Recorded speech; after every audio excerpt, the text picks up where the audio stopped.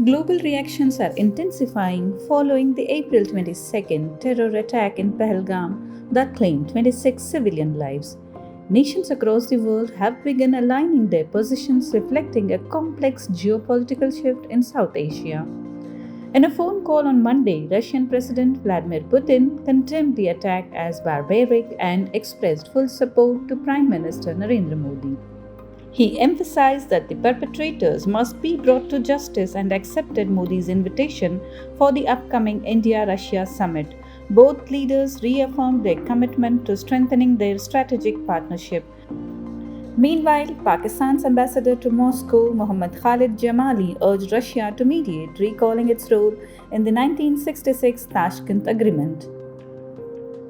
Russian Foreign Minister Sergei Lavrov, in a separate conversation with External Affairs Minister S. Jaishankar, stressed bilateral resolution under the 1972 Simla Accord and the 1999 Lahore Declaration.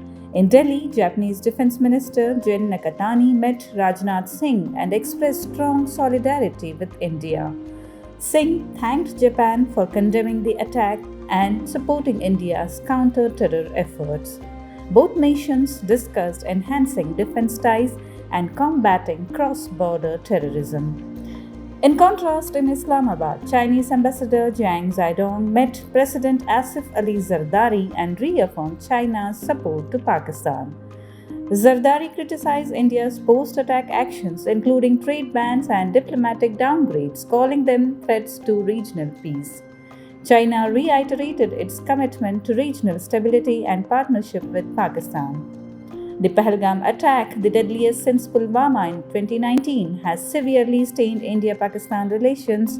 India has responded with decisive measures, halting bilateral trade, suspending the Indus Water Treaty, and closing the Attari land border.